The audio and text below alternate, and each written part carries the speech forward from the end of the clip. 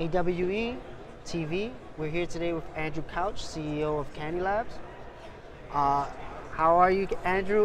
We wanted to kind of get a feeling of your company. What do you do? Also, CashTown. What's the app? Explain the service. Yeah, of course. So where do we start? Candy Lab?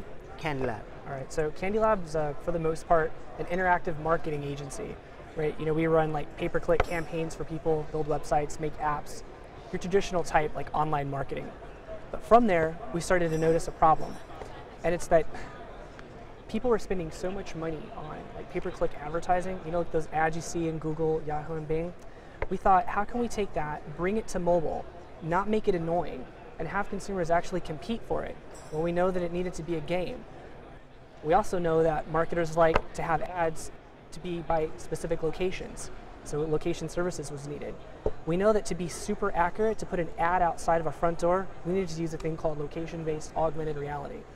So we built it, right? And then we built this application called CashTown that'll actually take game pieces. You can put them wherever you want in a city, on a street corner, have it seen as a game piece to the consumer, and actually link a marketing deal behind it.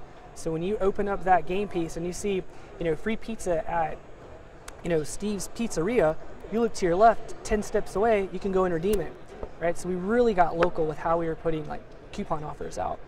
But that's what CashTown is in its most simplest form. It's pushing deals, coupons, and advertisements to a very specific location where consumers interact with it as a game. It's just not more complicated than that. Sounds awesome. That sounds awesome. And have you guys been working with any cool clients lately? What are you working on? What's coming soon? Anything you want to plug? Yeah, sure. So, we worked with IMG College, a new car dealer association out in Texas. Done some stuff with Mike's Hard Lemonade, some real exploratory stuff with some pretty good brands this past year. We're just now coming to a point where we're more automated, to where we can start working with a lot more groups for marketing campaigns. But something I would like to talk about is being a recent recipient of art grants out of St. Louis. We were very fortunate. We competed with like 706 companies. They identified us, and we made our way to the top 20 that received like $50K in non-dilutive funds. It's like almost an incubator, if you will, where they kind of provide us full support for the next year at minimum to ensure our further success. So if you think coming from California like us, and you can kind of think that you can get that support, it being out there is certainly a huge deal for us. We're looking forward to that. We actually move out next week.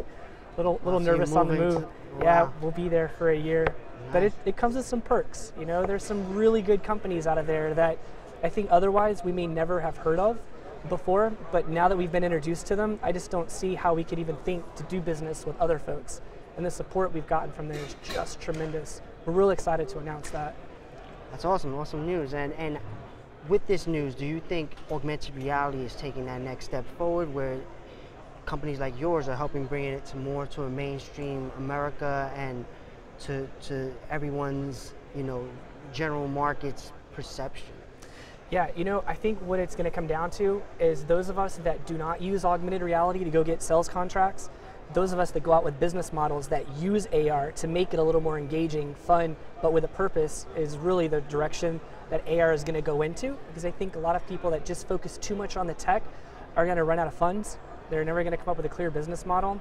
Maybe they do at some point, but I really think it's going to be those that just focus on how this is going to benefit a consumer, a game, a brand, or a promotional campaign, and deliver it in such a way where AR is just an aspect of an overall brand engagement concept. I mean, that's just my opinion, right? I agree. That makes total sense. It has to be something that's worth it for the user to do. Yeah, in fact, we found most people just don't care about augmented reality. And initially, when we went out pitching our company, like, what's that? And we would spend 45 minutes out of an hour talking about augmented reality. Technology. And then the last 15 minutes, what I should have been talking to them about was, look, this is a lead generator. We collect email addresses. We guide people to specific locations to your choosing.